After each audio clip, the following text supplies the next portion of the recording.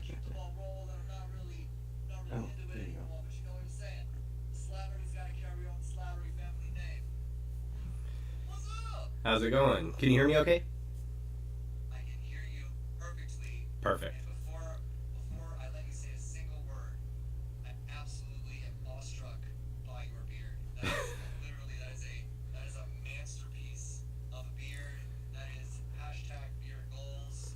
I feel very deeply emasculated by the majesty of your beard, and I just want to let you know, well played, sir. That's a that's a hell of a that's a commitment to get that shape and body. It's actually less of a commitment than shaving. I hated shaving all my life. So as soon as I could start growing a beard that didn't separate around the mustache, I was like, I'm a beard guy now. Yeah. So, thank you.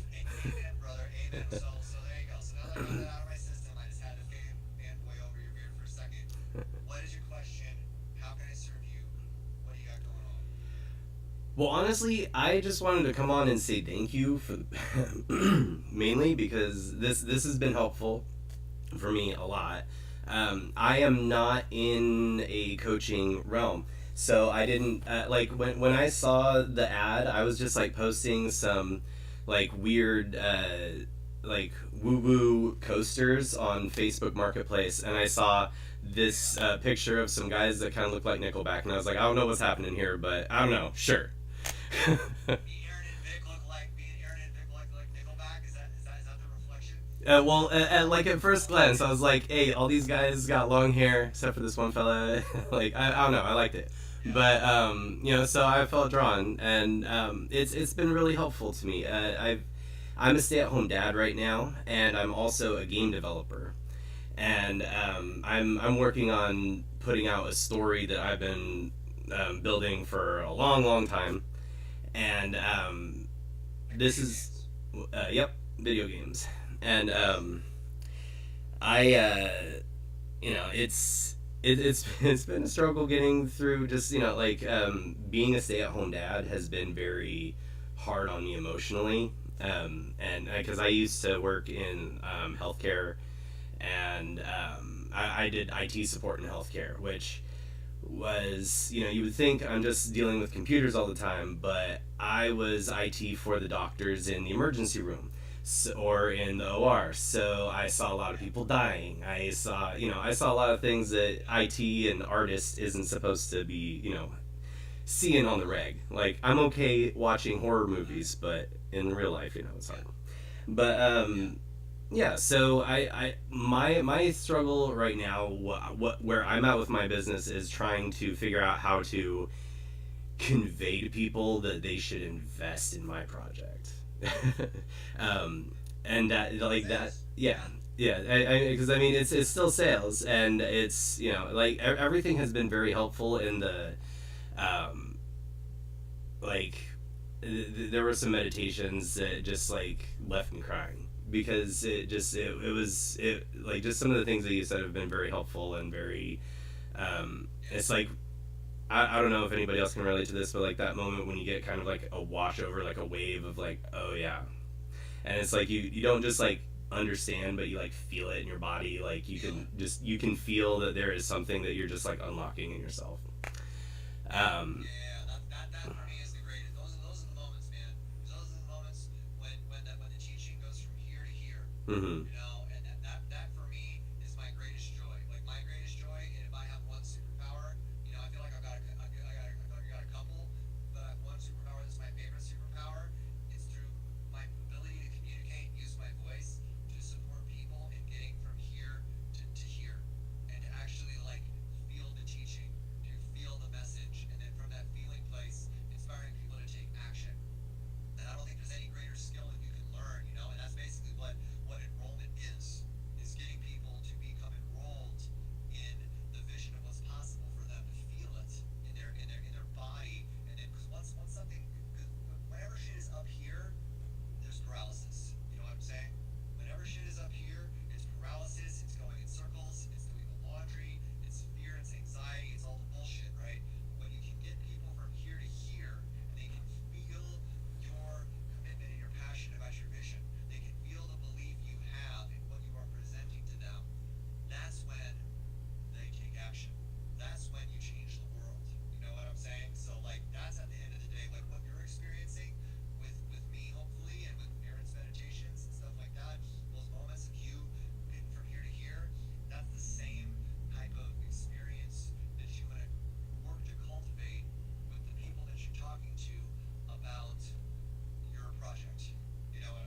I get Mhm. them to feel the level of excitement and the level of dopeness that you feel about it.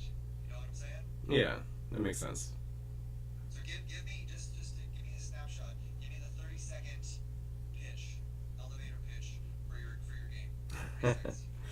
Okay, so the one I'm working on right now is 500 years after a cataclysmic event.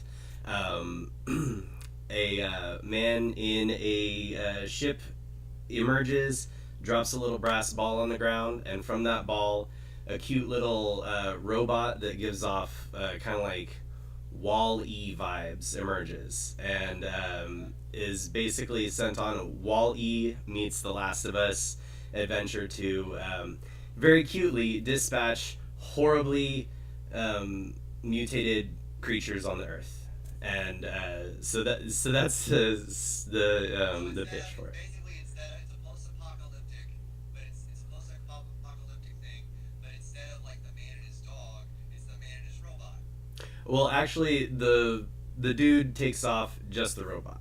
It's You're the robot. yeah, That's a cool look.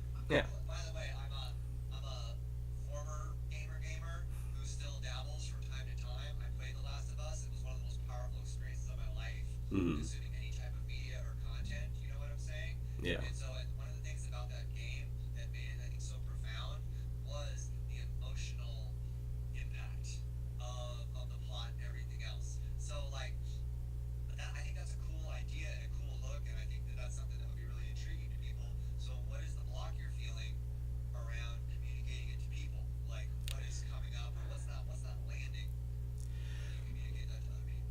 Well, I mean, through this program, I have had a lot of movement towards what I am wanting to do, like coalescing. I've been working on the story aspect behind it because the robot thing was after one of the meditations, and I had a chance to like go have a break at the library for an hour away from the kids and a time to just think in my place of solitude. And I came up with like this character, the robot that I had drawn in college. I was like, oh my god, this is a perfect tie-in to like introduce people to this giant story that I've been working on for 20 years. And so I just like kind of went into like flow mode getting that together, and from there I've joined some business forums on Discord to get an idea of the business together. I've been building my website, doing some branding, trying to come up with a better name for my business so it sounds a little bit more professional than because all of my media and social media stuff is chaotic insights, and I was going to I was going to use that. My brain is called painful realizations. Yeah, exactly. My brain is called devastating impact. Yeah.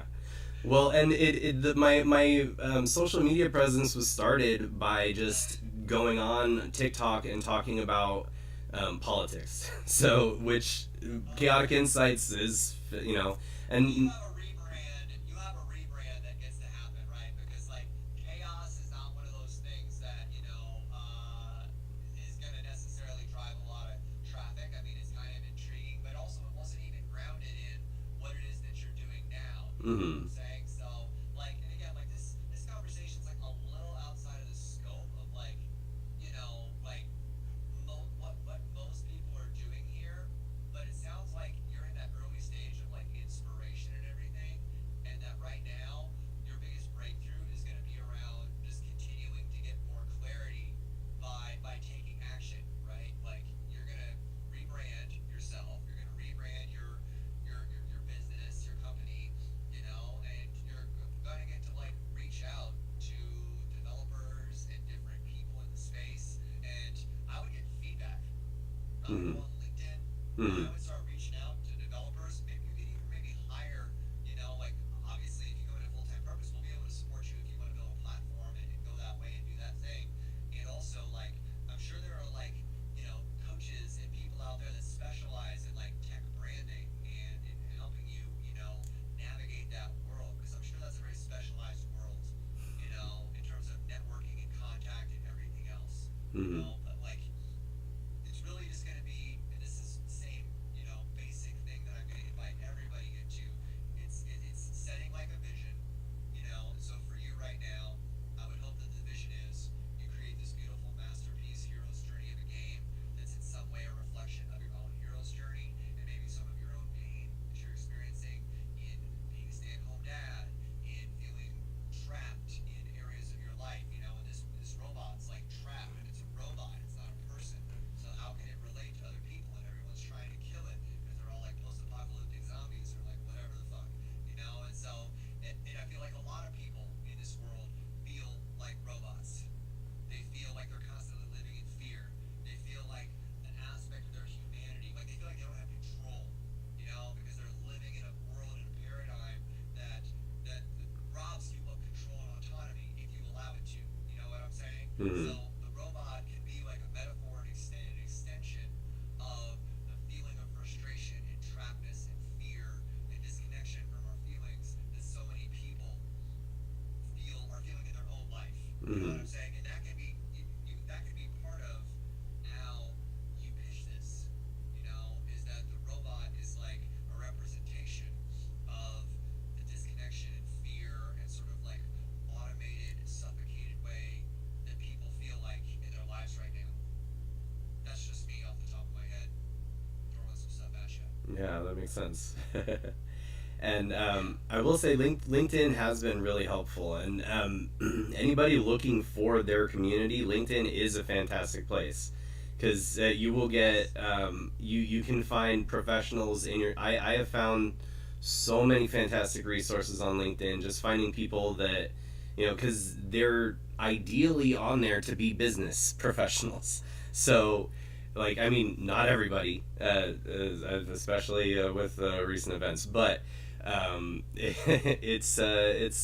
it's very useful to find the people that you want to find. Yeah, thank you for reflecting that back to everybody because I've been saying it, but it's helpful to receive that from somebody who's actively in there because LinkedIn is a very great social networking site, a Yeah. very generous algorithm. When you Mm-hmm. put out content and blog posts and videos on LinkedIn, they get blasted out much more generously Yes. than stuff you post on YouTube or whatever. So if you're in business, if you're looking to connect with people with sort of the 3D landscape on different sort of business stuff, like LinkedIn can be like a path of least resistance. It can be the easiest path to sort of get there. So Larry, thank you so much for coming on and sharing yourself with us, and I'm really proud of you for like taking what this has given you, and it's given you some inspiration to be creative and to find an outlet for your genius. You know what I'm saying? Well, thank you. You're so welcome, brother. All right, man. We'll talk to you later. Good luck. You All right. got this. Thank you. Have a good one. All right, see ya. Yeah. See you.